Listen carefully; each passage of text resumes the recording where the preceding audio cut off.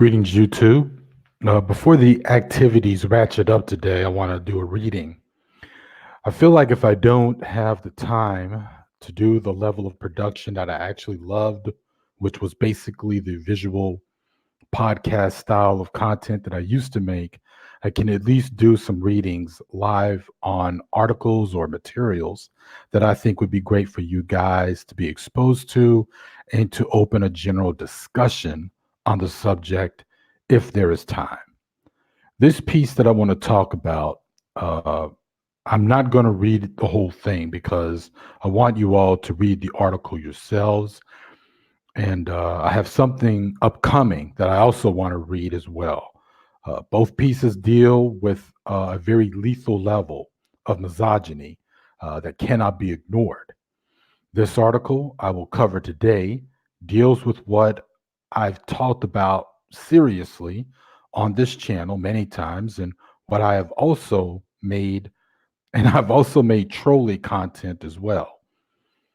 And this toxic misogyny of the Black community manifesting itself here on YouTube. And hopefully by the end of this weekend or maybe next week, I want to talk about the misogyny of the supposed revolutionary left, which has always been alive and kicking.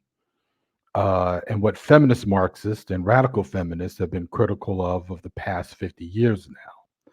But today, the piece that I want to talk about or read from is titled Misogyny into the Save Yourself Black Men Movement. Now, as you see on the screen here, I'm talking about Aaron Fountain's piece. And I might be scrolling it down a little bit. I don't know if StreamYard will let me do a scroll down. Hey, what's up, Pure Butterfly? I'm going to get to all comments in the chat room as soon as I'm done with my reading. So just give me a little patience here, okay? And, I won't be ignoring everybody. All right, so this piece was written by Aaron Fountain Jr. Week before last. So yeah, it's been out for about 2 weeks now. And I wanted to do this reading last weekend. But as always, life got in the way. And again, the article in full can be read from the link in the low bar that I'm going to put. And I'm only reading some excerpts from it. So I'm reading now. Again, the title, Their Misogyny into the Save Yourself Black Men Movement. Wearing a helmet that covers his face and talking over a compilation of photographs of Black men with mostly white women, YouTuber Mad Bus Driver X frequently tells his listeners, save yourself, Black men. Save themselves from what, one might ask? The answer is simple. Save yourself from the alleged inherent dysfunction of Black communities, especially from Black women. Move out and date out. Now, he coined the phrase in 2014, just a few months before the protest and subsequent riots in Ferguson, Missouri. In the midst of the unrest, he criticized protesters. Here's the problem, brothers, that Black people in the community have, he began. See, there's no man in charge of the community. There's no man in charge of the Black household.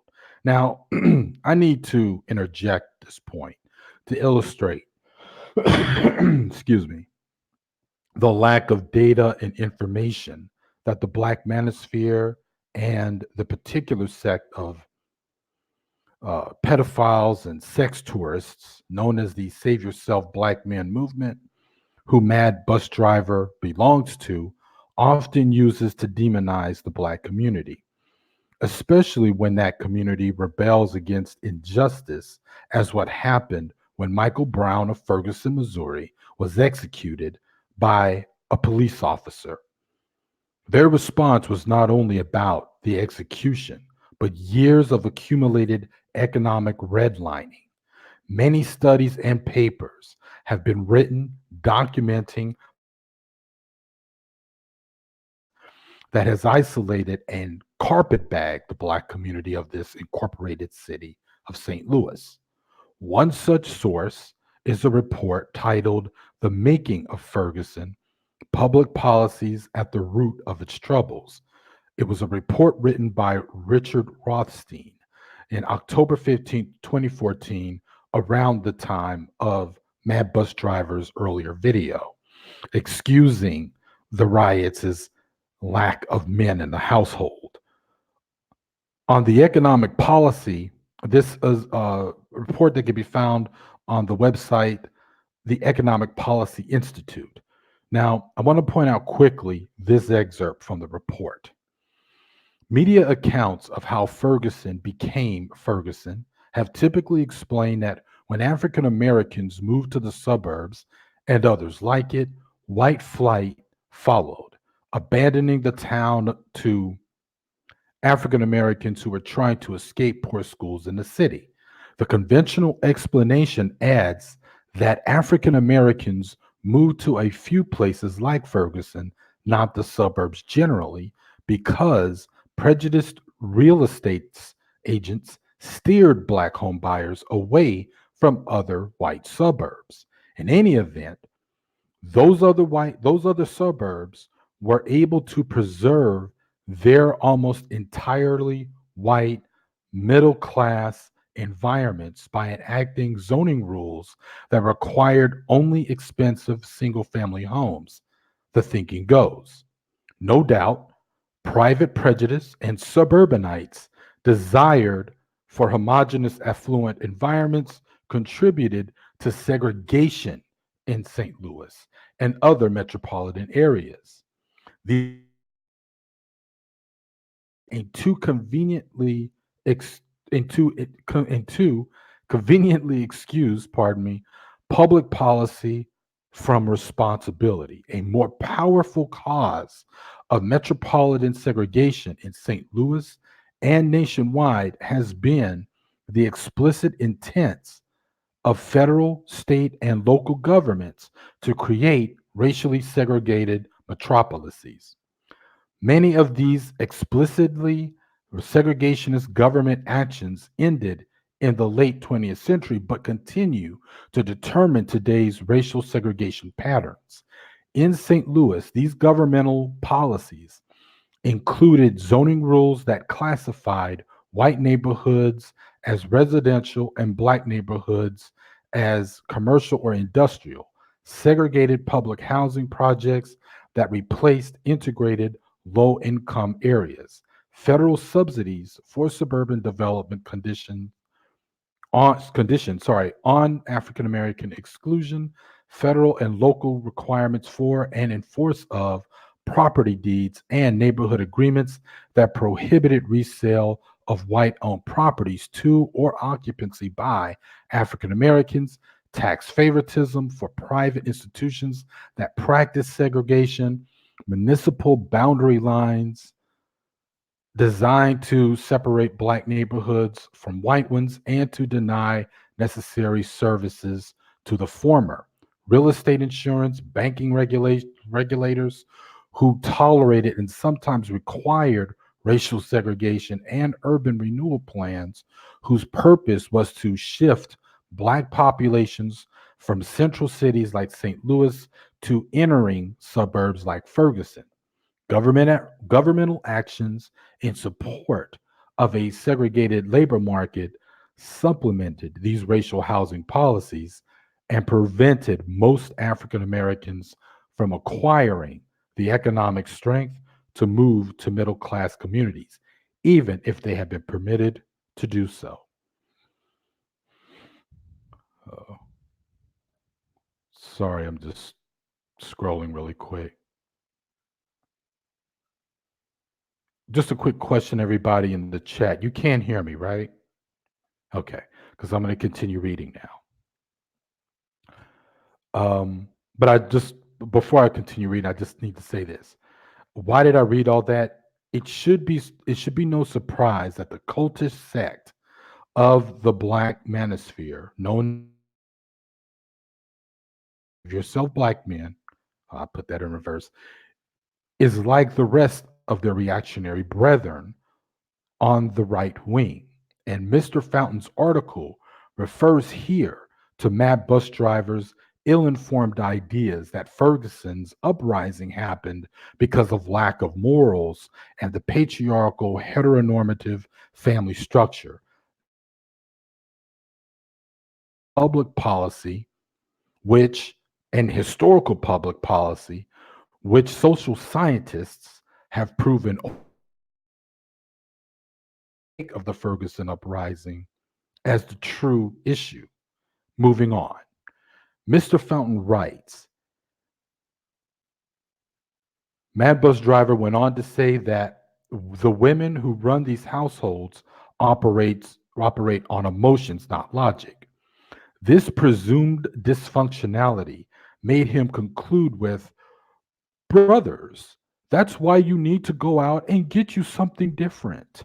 Essentially, get any woman but a black woman, because other women still come with from a culture that respects men, and they will impute that culture into your children. Now, I'm not going to waste time trying to clown this idiot by trying to impersonate him. But just to give you an idea, if you remember an old Hanna-Barbera character, was it Top Hat or Snagglepuss? I think it was Top Hat. He used to talk like, head to stage right. He used to talk. That's who the fuck Mad Bus Driver sounds like. He sounds like a fucking idiot. And if you ever heard this guy read or articulate himself, he's all of that, inarticulate. So it makes a lot of sense that when this guy begins to talk about why the black community is in the place that it's in, he's going to blame it based on black women and most likely the black males who used to beat him up or bully him as a kid, which, if you ask me, sounds very emotional, as emotional as he always likes to imply that black women are. Anyway, moving on. Mr. Fountain says that Mad Bus Driver X's comments are emblematic of the core philosophy of Save Yourself Black Man, or more SYSBM, established by the originator as a movement that is inherently selfish, anti black, and misogynistic. Amen. It believes that black men can find salvation by dating interracially and distancing themselves from black. Now, I want to put in my own note here and say that uh, I don't have a problem with interracial relationships. I don't have a problem with them at all. I can argue, and I know I can argue successfully with anyone on YouTube, especially the so-called pro-blacks, or really the more apt scientific term to describe them, the black nationalists, with their backwards thinking that somehow interracial relationships, uh, is what disempowers the black community. It does not. Again, as I was reading from the Ferguson bit, it's really about social policy. It's about the social policy of capitalism and the classism of this country. And so, this whole idea that interracial relationships are somehow the main problem of the black community is the least bit. We all know that within, in terms of black marriages, they still dominate over the number of interracial marriages and interracial relationships. So black people are not in any danger at all when it comes to interracial relationships. But see, you got to understand that a moron, a lowlife, a man who promotes sexual tourism, which in is well, that's a whole nother video I'm gonna have to go into. And if anyone's interested in me talking about sex tourism and the connect and its connection, just let me know and I will try to put together a live hangout, which seems to be the only, if I'm able to have the time, so it seems to be the only kind of form of uploading I could do, then I'll talk about that. But in the meantime, this guy, right? What he's really doing here is he's not talking about interracial relationships. What he's really talking about, if anything, is probably the most basest form of objectifying non-black women. On one end, he's demonizing black women and attacking them in the same way that any Nazi used to write, anti-Semitic propaganda back in Germany in the 1930s before Hitler had truly come to power. And at the same time, to non-black women, but the reality is that he's objectifying other women, which is just as damaging and is sexist completely. You don't think that there are, you know, where a child might find abuse under uh, a white or a Latina or an Arab mother? Of course they can, if we're talking about those kinds of households. But the thing is that to say that or non-black women are another is just pure ignorance. Moving on back to the article, though, uh, Mr. Fountain goes on. For them, this esoteric cabal, their views about black pathology, their intentional decision to have children with non-black women and to live abroad or in middle and upper middle class white neighborhoods that they call Pleasantville. Can you believe that shit? Proponents believe that SYSBM is a growing international movement, but in reality, it's just a regurgitation of unresolved problems of internalized racism and the misogynoir among black the internet. And believe me, none of these guys would ever have the stones to talk this bullshit in public and in a public forum. None of them. So the internet is their only outlet. And believe me, they get tough and brave because they're behind a keyboard. That's the reason why I don't have a problem with people digging up these men. And you know what I mean by digging up? If you're able to find them, figure out who they are, it's not a problem taking snapshots of all their content. Make sure you collect and document the links of their websites, their videos, their podcasts. And if you're able to find where they work, expose them. You know that I'm about that activism, that I'm about. One of those is to do just that. I do it with racists all the time. I don't have a problem doing it with these assholes. And that's all there is to it. You know that I'm about supportive of that. Anyway, going back to the article. What I'm going to do is I'm just going to skip to the section where Mr. Fountain talks about the author of Negro Wars, also known as Babatunde Umana, also known as Verbs 2008.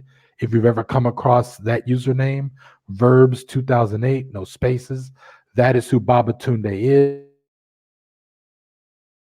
Negro Wars, or rather, Save Yourself Black Men website. But again, I encourage you all to read Mr. Fountain's piece for yourselves. But Fountain does go on to say SBM view themselves as living their best possible lives and expanding their romantic options, the misogynoir, and, and overt anti-black racism. It associates blackness with danger, discomfort, and stagnation, whereas whiteness is associated with tranquility, security, and upwards mobility. I mean, just the level of delusion and infantilism among these guys blow me away. Additionally, it endorses conservative talking points by blaming Black people's behavior for persistent racial inequality.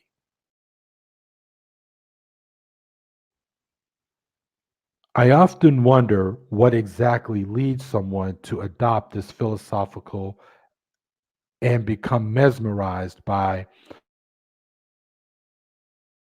content creators rarely give their biographical backgrounds or reveal their identities because they're cowards. But the ones who have share common experiences. They either felt ostracized by Black people for quote unquote acting white, had difficulties dating Black women, but had a better reception from white women, often viewing them as nicer, passive, more submissive, and non argumentative. None of the white women I know, buddy, but that's just me. Grew up in single, and I don't mean like in a negative way. I mean, I don't know any passive, submissive, and non argument in my life. Anyway, hold animosity towards their Black mothers or came to see Black culture as inherently dysfunctional through various life experiences.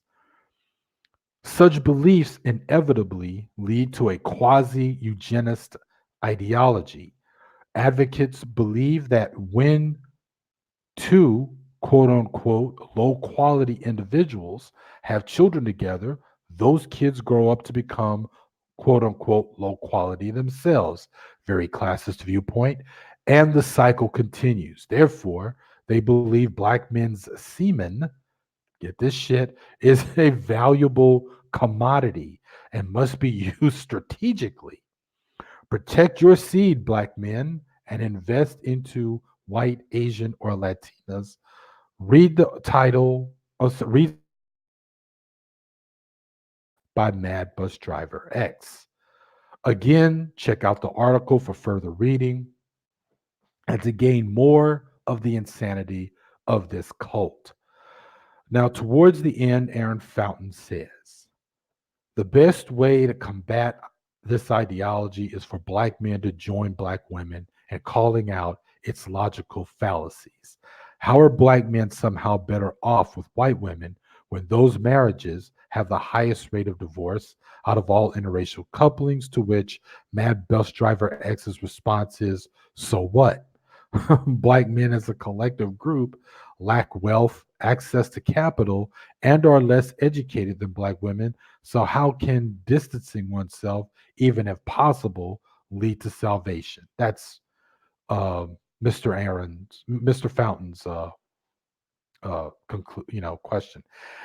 And then you continue, and then you can continue to read Mr. Fountain's conclusion because, like I said, I left huge chunks of his article out, so you can read it as long as the Africans and Americans are indeed facing racism, police brutality, poverty. It all stems from capitalism.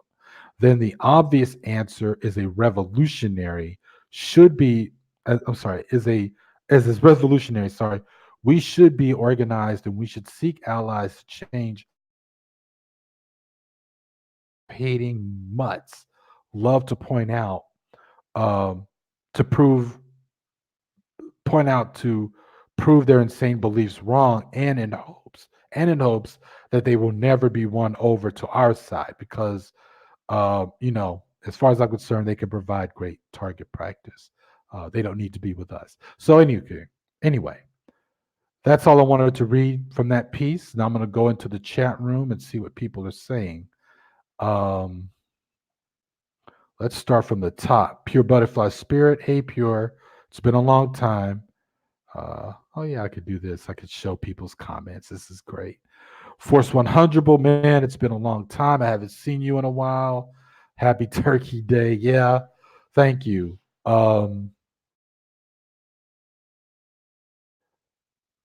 Metadoll.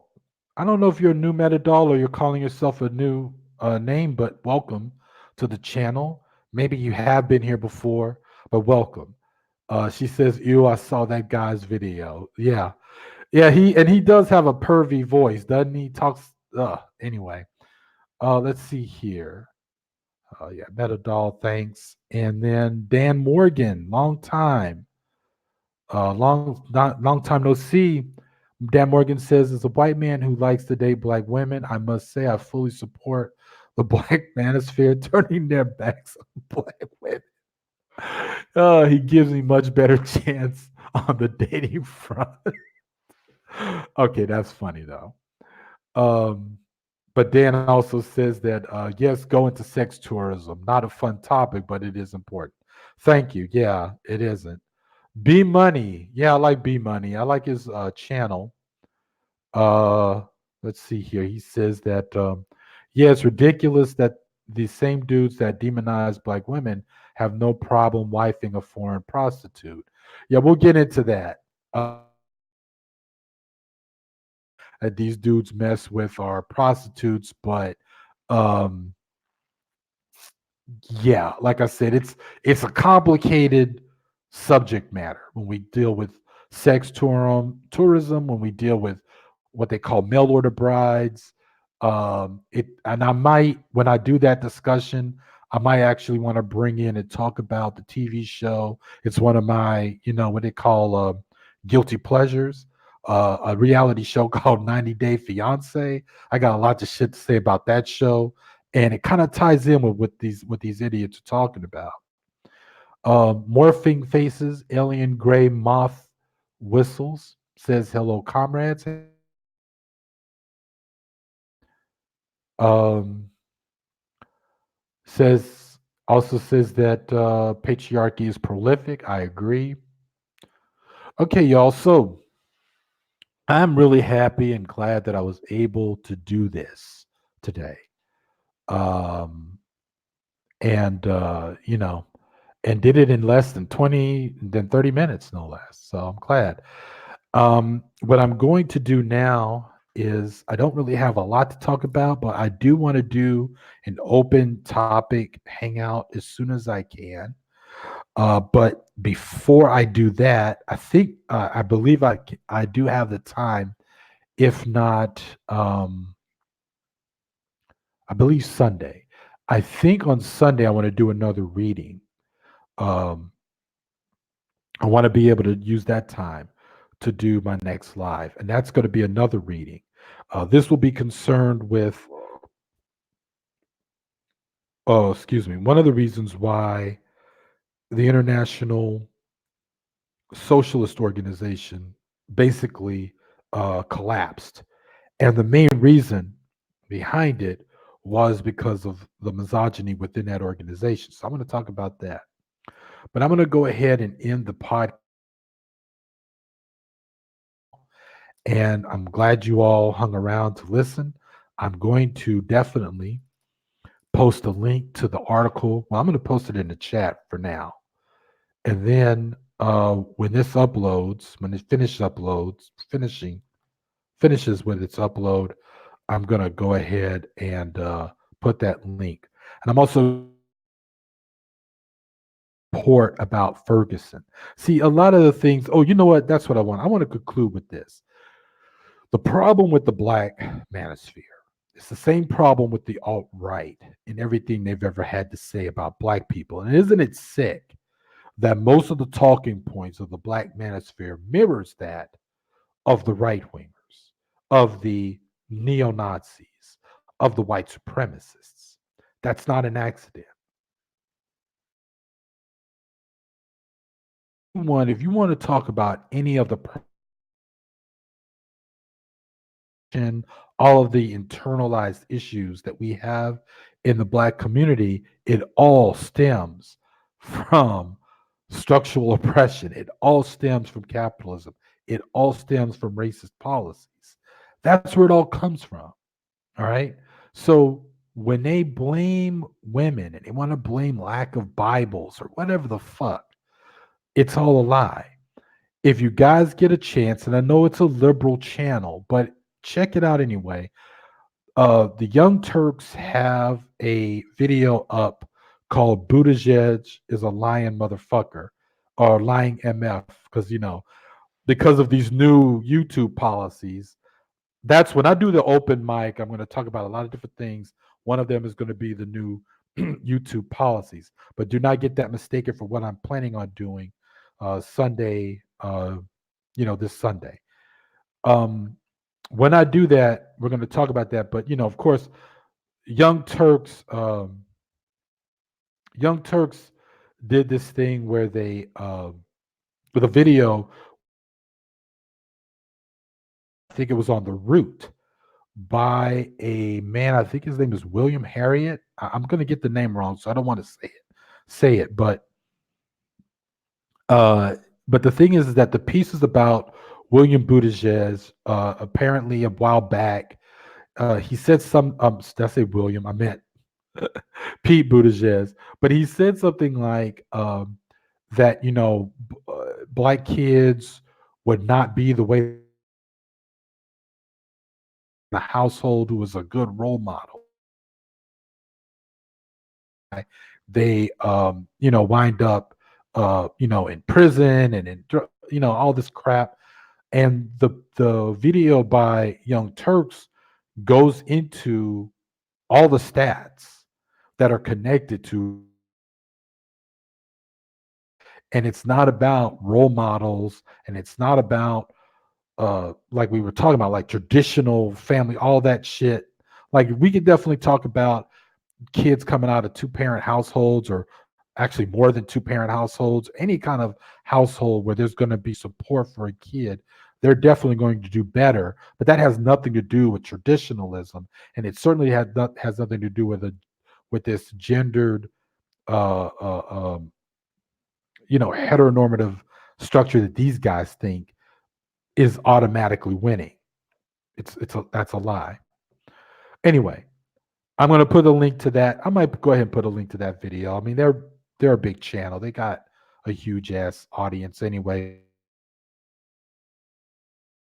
And we want to talk about this thing, character over policy, because it's really about policy.